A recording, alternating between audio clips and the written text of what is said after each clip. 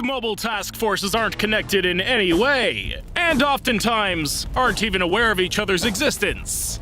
But if you dig deep enough, you'll actually be convinced of the exact opposite. It's all actually intertwined.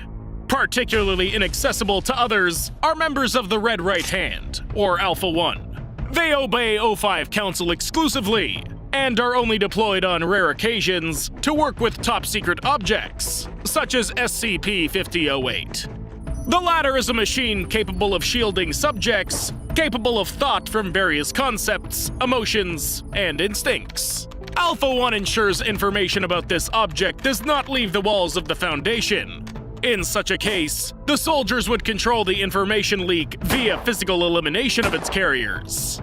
In their spare time outside of operations, the group's members are engaged in other activities, also not available to any agent. For example, they accompany the 13 members of the O5 Council, as well as their assistants.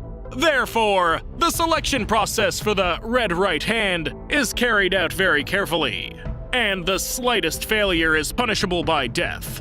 Alpha 1 fighters find themselves in a particularly difficult position when one member of the O5 Council is threatened by all the others. The top management can die an exceptionally violent death, since they're constantly nourished by SCP-006. This is an anomalous spring of eternal youth, located just over 37 miles from Astrakhan in Russia.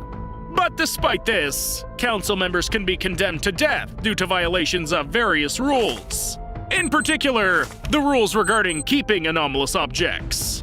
In this case, assassins are sent after the Council member, and a new person takes his place, who receives the corresponding serial number, one of 13 in total. The fighters of the Red Hand do not particularly like such moments. After all, they have to choose whether to obey the decision of the Council or to protect their former leader. Mobile Task Force Alpha 9, Last Hope, was created in one of the most stressful points of time. The initiative came from the 10th O5 Council member. She wanted to use anomalous humanoid SCPs to carry out various Foundation combat missions. Many leaders were against it, so there was a vote on this issue. Before talking about Alpha 9, 10 had already created an experimental group called Omega 7, which consisted of 10 to 20 agents, a team leader, and 2 anomalous humanoids. The first was SCP-76-2, better known as Abel, and the second was SCP-105, whose real name is Iris Thompson. There were no problems with the second anomaly. Iris, using the camera SCP-105-B, is capable of reproducing images, in which the photographed area is displayed in real time. Furthermore, Iris can stick her hand into the photo and interact with objects in it. She displayed both loyalty and reliability. Abel, however, got out of control. He tore off his restraining collar and began to destroy everything around. In order to neutralize him, it was necessary to use nuclear warheads and destroy Containment Area 25. Because of all this, the O5 Council actually wanted to ban Alpha 9 and condemn 10, since further development of the project involved the use of a much larger number of anomalous humanoids. But after much persuasion, 10 succeeded in winning over most of the O5 counselors. As a result, only 12 voted against Alpha 9 and 10. The rest either abstained or voted in favor. The Red Right fighters were not present during the meeting, but they understood everything anyway. They breathed a sigh of relief and continued their routine work. Task Force Alpha 9 went into effect and began interacting with other groups. Together with Mobile Task Force Beta 7, the Maz Hatters, they participated in Operation Camp Granada. Beta 7 deals mainly with anomalies that pose a chemical, radiation, or biological hazard. The Lambda 2, Beta 5, and Nu 7 groups also took part in Operation Camp Granada. But I'll tell you more about them another time, when I can get more information on these task forces. This operation was carried out at Happy Acres Youth Camp, located in Wyoming. There was an outbreak of SCP-008, a zombie plague caused by an anomalous prion. When the first symptoms were reported, the people in charge notified the group Beta 7. The operatives took appropriate measures to isolate the territory. But this time, the zombie plague was not such a simple thing. as it had been modified. Previously, none of the Foundation agents had seen such a thing, so reinforcements were needed. First, the group Babysitters, or Beta 5, arrived, consisting of 42 fighters. Alpha 9 at that time consisted only of Iris Thompson, i.e. SCP-105. Her partner was Agent Andrea S. Adams of Lambda 2. The girls did more themselves than all the other fighters. Oh yeah! I almost forgot to tell you what's so remarkable about the new variant of the zombie plague.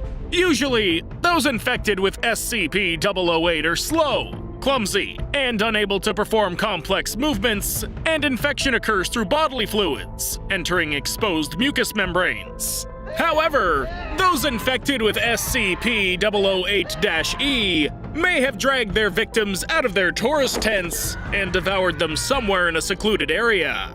Ordinary infected individuals consume the victim immediately on the spot. But this is far from the most unique aspect. The greatest danger was caused by the ability to bud. From the zombies came completely identical clones that disconnected themselves from the original, and so their army quickly grew to several thousand. The most damage done during the operation was caused by anomalous Iris, as well as the ordinary human agent Adams. Granted, she was equipped with several anomalous objects, whose numbers I've not yet been able to find out. But among them was an anomalous shield, similar to that of Captain America. With this, Adams could knock back zombies with such incredible power, she could practically even play bowling with them. Each zombie thrown back by the shield rolled head over heels like a ball and knocked down other zombies like they were pins. The second anomalous weapon was a pistol. With a mind-blowing speed, it fired bullets that always hit the target without the need to aim. All senior staff involved in the operation noted Alpha 9's significant contributions in the first place. However, from one intercepted letter, it's safe to say that the outbreak was not accidental. A steel cube with a lock and a timer was found in a cave near the camp. Inside, there were remnants of raw meat, as well as claw marks. Samples have shown that the meat contained SCP-008. This means that someone had planted the box with the infectious prions. Further analysis of the prion showed that it was also artificially modified. Additionally, the prion was connected to a Finback nanorobot, which allowed it to keep the brain and digestive system of the infected from being destroyed.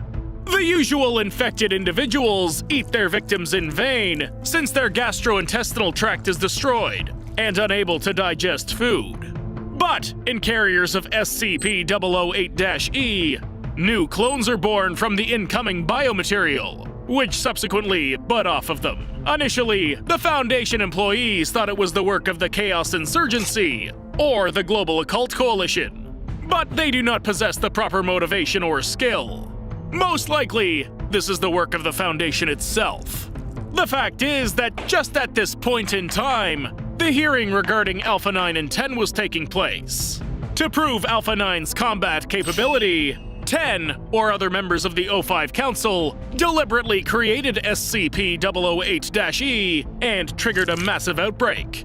After all, it was Operation Camp Granada that could have caused many members of the O5 Council to change their minds by voting. But I believe Task Force Alpha 1 is involved. As I said at the beginning, the Red Hand was not interested in changing the leadership. Some of them worked with 10, and the murder of 10 could result in the deaths of many agents from Alpha 1. Although the fighters did not welcome the appearance of Alpha 9, they created all the conditions for the Council to preserve 10's project, and they did it with Beta 7. These operatives, by virtue of their official duties, have access to all biologically infectious anomalies. They may have well obtained samples for their more privileged colleagues. Other task forces, even when they suspected the Foundation employees of involvement in the outbreak, did not turn anyone over. They realized that this provocation showed the need for Alpha 9 and its power. Task Force Gamma 5, Red Herrings, also joined this conspiracy. At first glance, it may seem that this group had nothing to do with it, but the point is, I believe they violated lockdown procedures. According to these protocols, each group is activated after corresponding lockdown response code. It consists of the site number where the threat originated, priority, and class. The last indicator is expressed in color, and it also defines the required task force. When the first symptoms of SCP-008 appeared, the Green class activated, triggering MTF Beta-7's alert. Beta-5 arrives as reinforcement. When the number of zombies increased, the threat acquired an additional white color, and new 7s replaced Beta-5. At first, it was believed that only children and camp staff had been infected, but then it turned out those who accidentally wandered into the camp also became zombies. This means that the risk of public disclosure was high. Among the lost tourists, there could be survivors who disseminated information outside the isolation zone. In order to deal with the consequences of public disclosure of the anomalies, the Gamma-5 group is usually called, but they were not notified. More precisely, as I believe, the signal was received, but the red herrings did not react to it. In this case, the corresponding signal should go to the Disinformation Department, which is overseen by Eleven's assistant. I believe that during the Alpha 9 Council meeting, 11 received a report of an information leak regarding Operation Camp Granada. 11 realized that this issue was of higher priority for him than voting on 10 and her project. Therefore, he silently changed his vote from against to abstain. The leaders of Gamma-5 subsequently prepared bogus reports, indicating technical errors that allegedly prevented them from receiving the signal and responding properly. This is more akin to some kind of operative conspiracy against the O5 Council. Gamma-5 is also associated with a member of the O5-7 Council and is involved in Project Heimdall, which also has its own internal conspiracy. This is supported by somewhat contradictory information regarding 7. Some documents indicate that this is a plump woman of Asian appearance, while in others, 7 is described as a tall, thin man with gray hair on his head. Regarding Gamma-5, it's the same story. In some documents they're called red herrings, in others, they're on our side, sir. Still, given that Gamma-5 is engaged in disinformation, such contradictions are not too surprising. But why there's such a confusion concerning 7's worth pondering. A classified conversation between O5-7 and General William Pendergast mentions Project Heimdall. In this dialogue, 7 asks Pendergast to submit a request for permission to study extraterrestrial activity. Allegedly, this project should prepare Earth for the possible invasion of highly developed extraterrestrial civilizations. 7 could have done it all on his own initiative, but he asked Pendergast only to divert suspicion from himself. Project Heimdall is just a cover for 7 to be able, through Pendergast, to control the groups Gamma-5 and Iota-10, better known as the Damn Feds. At the same time, the fact of his command is hidden from the rest of the council members. Iota-10 is engaged in infiltrating law enforcement agencies and intercepting information about SCP objects. Together with Gamma-5, in the event of extraterrestrial aggression, they should distract the world's media and special services. But it would seem that in the event of a full-scale invasion, it's unlikely that it will be possible to hide anything from humanity. Such measures would simply be useless. In fact, 7 contributed to the Operation Camp Granada. In the Alpha 9 vote, 7 initially voted against, so as not to arouse suspicion. But judging by the transcript of the meeting, which even captured the expressions on the faces, 7 was noticeably pleased when everyone began to change votes from against to either for or abstain. And the 7 who spoke to Pendergast is just an assistant to the real 7. For safety reasons, the O5 council members acquire a large number of assistants. As a result, subordinate employees practically do not know who's who.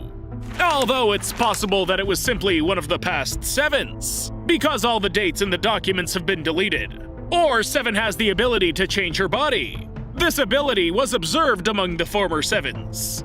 Many counselors refer to 7 as the barometer. It's believed that if she takes someone's side, then she knows something. 7 probably knew that the creation of the Alpha 9 project and the use of anomalous humanoids would only benefit the Foundation. When 10 asked for votes in favor, 7 answered doubtedly. Following the departure of 10, 7 rallied the best mobile task forces under her umbrella, forcing them to act against the O5 Council.